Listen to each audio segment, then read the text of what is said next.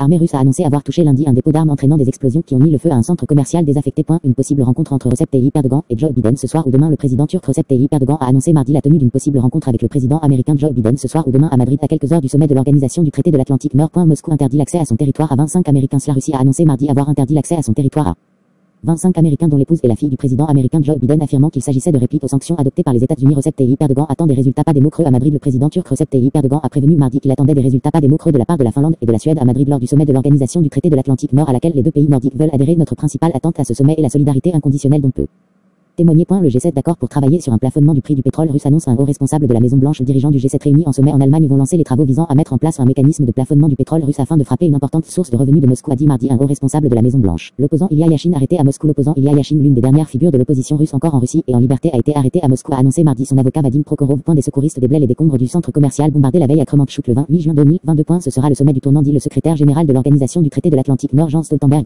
Après l'affrontement des Européens avec Donald Trump, alors président des États-Unis, sur les budgets de défense en 2018, le débat sur la mort cérébrale décrété par le chef de l'État français Emmanuel Macron en 2019, la réconciliation euro-américaine en 2021 et le choc en mars du déclenchement de la guerre en Ukraine qui a suscité une réunion d'urgence. Le sommet des chefs d'État et de gouvernement de l'OTAN qui débute mardi 28 juin à Madrid en Espagne devrait surtout affirmer la cohésion de l'organisation. L'article de Jean-Pierre Stroban du bureau européen de Bruxelles est à lire ci-dessous. À Kremenchuk, une scène de crime géante après la frappe russe qui a détruit un centre commercial quelques heures plus tôt dans la fin l'après-midi du lundi 27 juin, un missile russe a frappé un centre commercial de Kremenchuk, petite ville paisible à plus de 250 km au sud de Kiev, la capitale ukrainienne. Le reportage à Kremenchuk de notre envoyé spécial Thomas Distria est à lire ci-dessous. Michelin va transférer ses activités en Russie au management local d'ici à la fin de 2022. Michelin a annoncé mardi dans un communiqué son intention de céder ses activités en Russie à son management local d'ici à la fin de l'année en raison de l'impossibilité technique de leur reprise dans un contexte de difficulté d'approvisionnement. Le groupe, qui avait suspendu ses activités industrielles en Russie le 15e mars, explique dans ce communiqué qu'il va programmer la cession de l'ensemble de ses activités en Russie d'ici à fin 2022 et étudie la possibilité de transférer le contrôle de ses opérations au management local actuel. Le ministère de la Défense britannique publie son point quotidien. Par ailleurs, elle continue de perturber le commandement russe grâce à des frappes réussies loin derrière les lignes russes. Le renseignement britannique écrit également que du 24 au 26e juin, la Russie a lancé des vagues de frappes inhabituellement intenses à travers l'Ukraine à l'aide de missiles de longue portée. Les opérations de recherche se poursuivent à Kremenchuk. Images de secours au travail dans le centre commercial touché la veille par un bombardement russe ont été diffusées sur le même réseau social. Le bilan du